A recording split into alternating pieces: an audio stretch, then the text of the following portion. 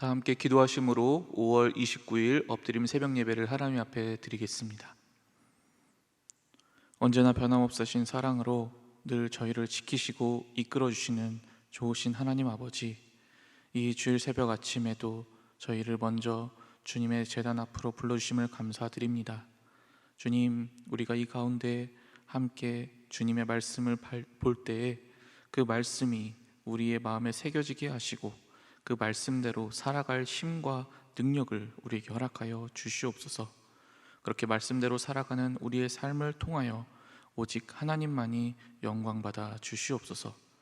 감사드리며 이 모든 말씀 우리 주 예수 그리스도의 이름으로 기도드립니다. 아멘. 다 함께 찬송가 208장 찬양하겠습니다.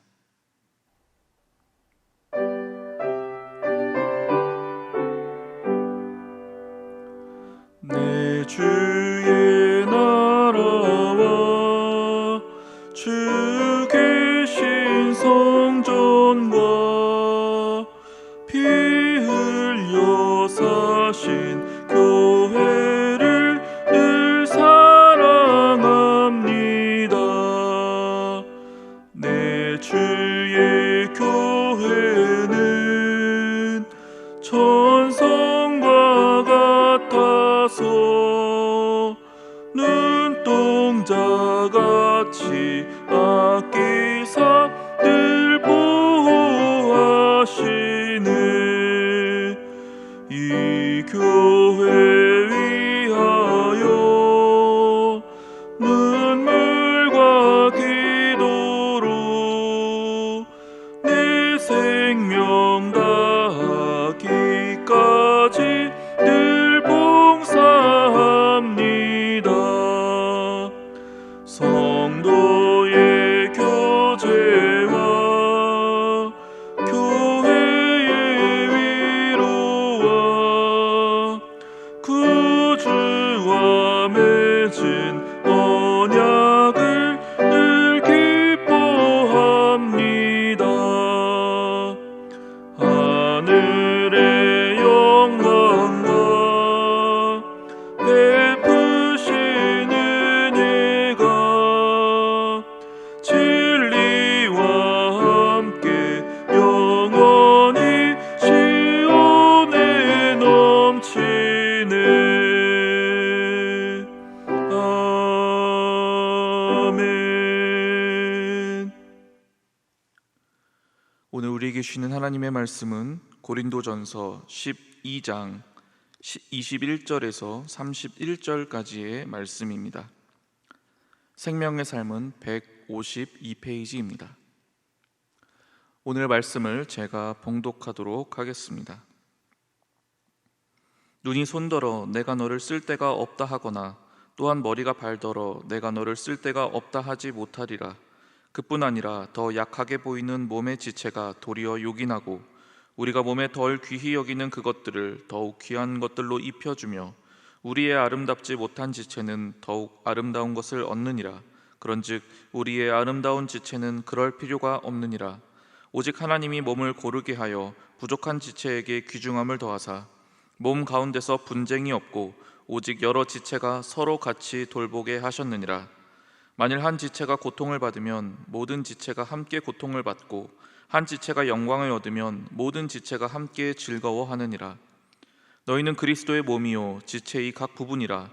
하나님이 교회 중에 며칠 세우셨으니 첫째는 사도요, 둘째는 선지자요, 셋째는 교사요, 그 다음은 능력을 행하는 자요, 그 다음은 병 고치는 은사와 서로 돕는 것과 다스리는 것과 각종 방언을 말하는 것이라.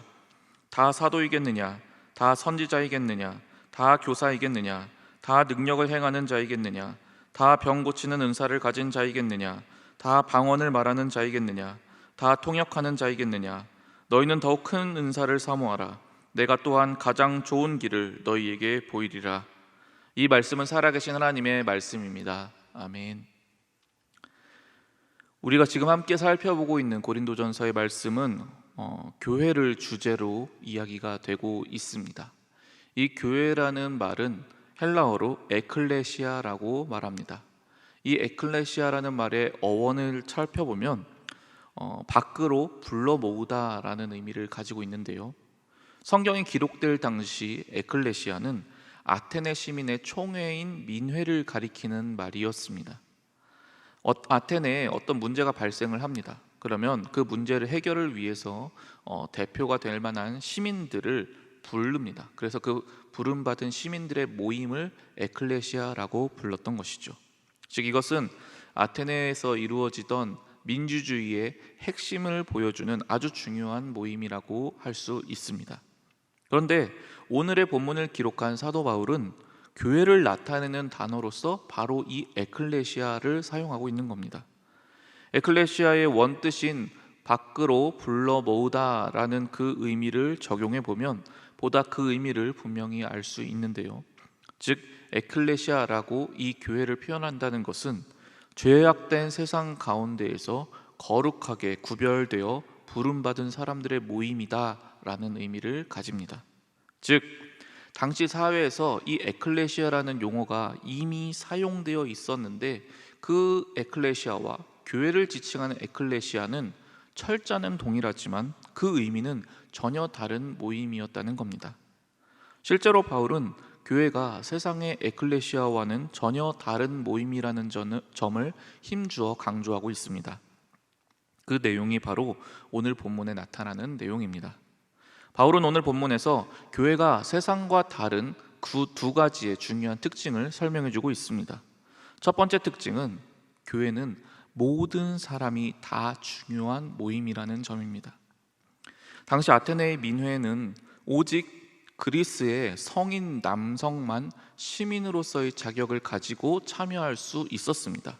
따라서 여자나 나그네, 외국인이나 노예 같은 사람들은 절대로 참여할 수 없었죠.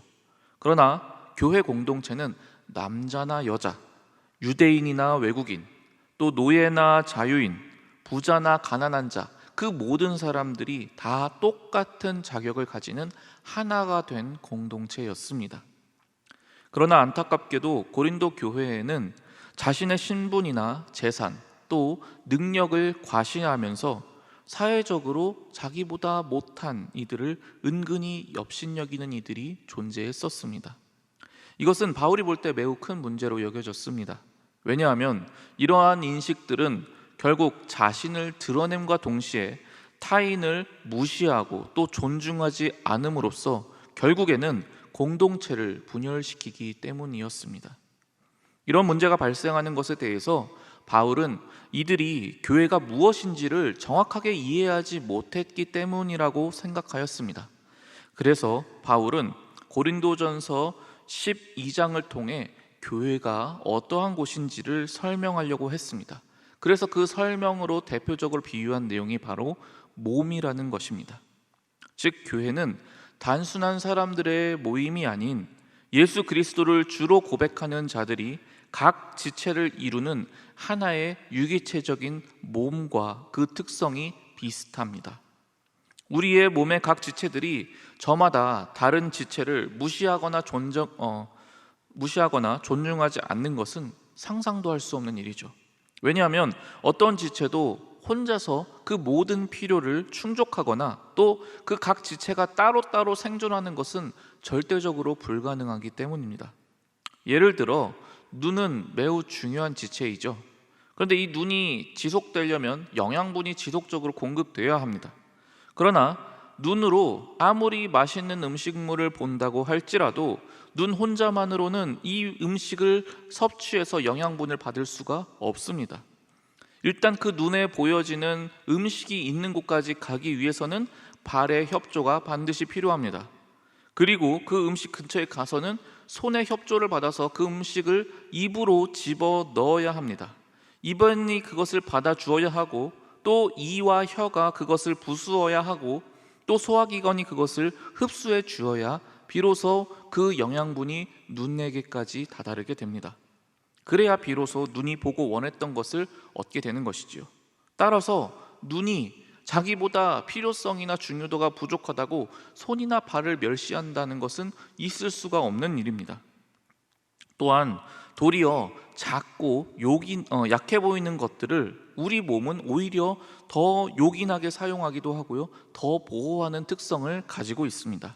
예를 들어 이빨은 우리 지체 중에서 매우 가장 작은 지체 중 하나입니다. 그러나 이빨이 아무리 작고 또 약해 보여서 큰 필요가 없다라고 느껴질지 모르겠지만, 우리의 몸은 그것을 잇몸으로 아주 튼튼하게 붙들어 두고 있고, 또한 우리의 여러 기관 중에서 입 안에 24시간 넣어두고 보호함으로써 외부의 모든 유해한 것들로부터 철저하게 보호하고 있습니다. 바울은 교회도 마찬가지라고 말해줍니다. 우리의 몸에 있는 모든 지체들 중, 또 우리 교회를 구성하고 있는 모든 사람들 중 어느 사람 하나 중요하지 않은 사람이 없고, 도리어 서로가 도와주고 또 의존함으로써만 비로소 각 지체들이 생존할 수 있게 됨을 힘줘 강조합니다. 교회에 대해서 아무리 능력이 없어 보이고 또 도움이 될 것 같아 보이지 않는 존재가 실은 그 교회를 지탱하는 아주 중요한 역할과 요소를 담당하고 있습니다. 예를 들어 한국 사회에서 여성들이 얼마나 힘든 시간들을 보내왔는지 우리는 잘 알고 있습니다. 그런 여성의 낮은 지위에 거기에다가 나이가 많이 드신, 연세가 많으신 우리 할머님들, 우리는 교회에서 볼 때 그분들이 매우 연약한 분들로만 보여질 수 있습니다. 그러나 이분들은 한국 사회의 그 격동하는 그 기나긴 세월 동안 언제나 변함없이 이곳 하나님의 전에 나와서 그 여러 가지 사회적 억압과 또 가족들의 핍박 속에서도 꿋꿋하게 신앙을 지키며 교회를 위해 기도해 오셨습니다. 그 교회를 향한 기도들이 모여서 그 능력의 기도로 인해 지금까지도 한국의 여러 교회들이 유지될 수 있다는 것을 우리는 잘 알고 있습니다. 그러므로 이러한 사실, 이러한 비결을 알게 된 우리 모든 교회의 구성원들은 그 어느 누구도 함부로 대하거나 무시해서는 안 된다는 것을 깨닫게 됩니다. 아니, 오히려 우리는 연약해 보이는 이들, 또 작게 여겨지는 이들에게 주목하며 그들을 돌보고 또 격려하는 데 온전히 힘을 쏟아야 합니다. 주님은 이 점을 우리에게 분명히 강조하고 계십니다. 마태복음 25장 40절 말씀 제가 읽어드리겠습니다. 임금이 대답하여 이르시되 내가 진실로 너희에게 이르노니 너희가 여기 내 형제 중에 지극히 작은 자 하나에게 한 것이 곧 내게 한 것이니라 하시고. 아멘. 즉 예수님은 지금도 우리가 지극히 작은 자 하나에게, 우리 몸의 지체 중 가장 연약해 보이는 지체들에게 어떻게 대하고 있는지를 분명하게 주목하고 계심을 알게 됩니다. 우리가 이와 같은 성경의 가르침에 순종하여 서로를 존중하며 약해 보이는 지체를 오히려 대접하고 소중히 여길 때 우리는 주님의 몸인 교회를 분쟁 없이 지켜갈 수 있게 됩니다. 바울은 이어서 세상과 다른 교회의 두 번째 특징을 말합니다. 그것은 바로 교회는 운명 공동체라는 것입니다. 세상의 에클레시아는 개개인의 운명은 개개인의 몫으로만 봅니다. 한 가지의 목적, 어떤 문제를 해결하기 위해서만 잠깐 모인 것일 뿐, 결국 각자의 삶이 따로 있는 것이고 각자의 행복과 슬픔은 결국 각자의 몫입니다. 그 이상 해야 될 의무도 필요도 없습니다. 그러나 바울은 교회는 그래서는 안 된다라고 가르칩니다. 왜냐하면 교회는 운명 공동체이기 때문입니다. 한 몸으로 이루어진 우리는 서로의 아픔과 기쁨에 긴밀하게 연결되어 있습니다. 만약 우리의 입이 맛있는 것을 먹게 된다면 그 기쁨과 행복은 단순히 입 안 느낌으로만 끝나지 아니하고 우리 온몸이 다 느끼고 행복해하게 될 것입니다. 그러나 반대로 만약 우리의 이빨이 충치로 인해서 통증을 느끼게 되면 그 아픔과 고통은 단순히 이빨 하나에만 그치지 않고 우리의 몸 전체에 아주 큰 영향을 미치지요. 이처럼 긴밀하게 연결된 우리의 몸은 단순히 감각관을 공유하는 것이 아닙니다. 사람의 몸의 여러 지체나 장기 중 어느 한 곳이 문제가 생기면 그 고통이 온 몸에 영향을 미칩니다.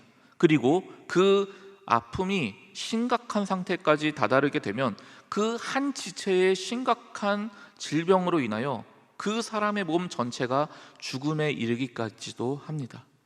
바로 이것이 우리 그리스도인들의 공동체의 진짜 모습입니다. 그러므로 우리에게 있어서 우리의 바로 옆 지체의 아픔이나 기쁨은 그저 하나의 새로운 소식에서 멈추는 게 아닙니다. 그것은 곧 나의 아픔이며 또 나의 기쁨이기도 합니다. 따라서 우리는 그 아픔은 함께 짊어지고 함께 울어야 합니다. 또한 그 기쁨은 마치 내 기쁨처럼 여기고 함께 즐거워해야 합니다.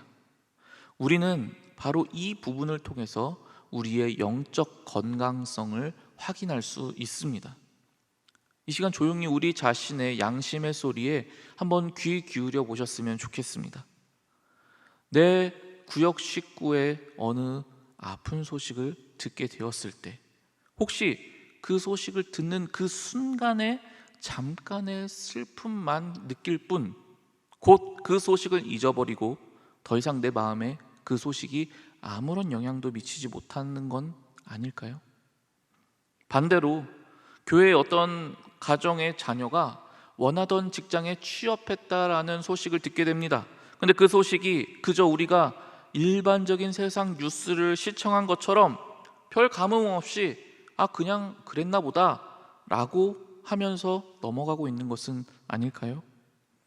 만약 지금 우리의 상태가 이와 같다면 우리는 스스로 우리의 영적인 건강성을 확인해 보아야만 합니다. 고통과 즐거움은 우리의 몸의 신경이 제대로 연결되어 있고 또 몸이 건강한 상태라는 확실한 증거입니다. 만약 이 발가락이 방문을 나서다가 방문에 부딪혔을 때 그 아픔을 만약 못 느낀다면 그 몸은 심각한 문제를 가지고 있는 셈입니다.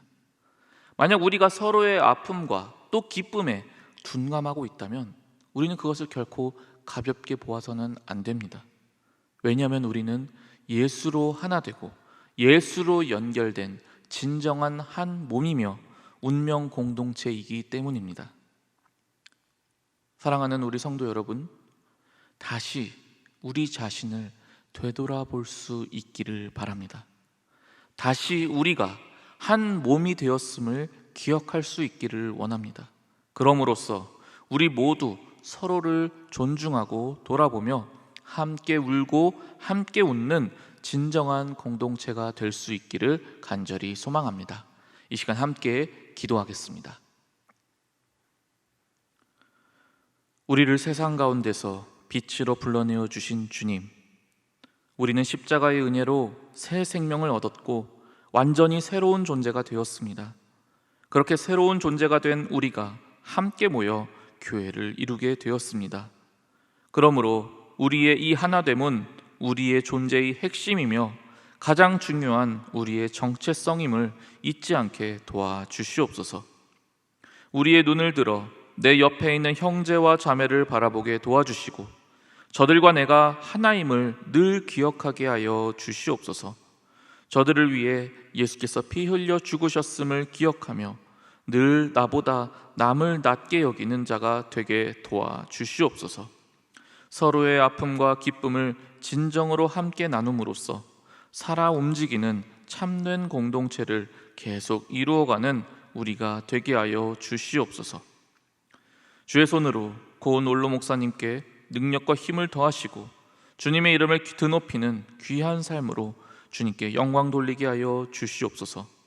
또한 허요한 담임 목사님이 교단총회 섬김을 잘 감당하시며 이웃의 아픔과 도시의 필요에 민감히 반응하시도록 주님의 성령께서 인도하여 주시옵소서. 마음을 담아 주께 드리는 예물을 기쁘게 받아주시고 크신 은혜로 함께하여 주시옵소서. 저희 교회가 60주년을 맞이하여 준비하는 모든 사역 위에 은혜를 베풀어 주시고 죄인된 우리 모두를 구원하여 주신 그 주님의 은혜를 날마다 새기며 살아가는 저희 모두가 되게 하여 주시옵소서. 우리를 하나로 부르시고 교회의 공동체가 되게 하신 우리 주 예수 그리스도의 이름으로 기도드립니다. 아멘.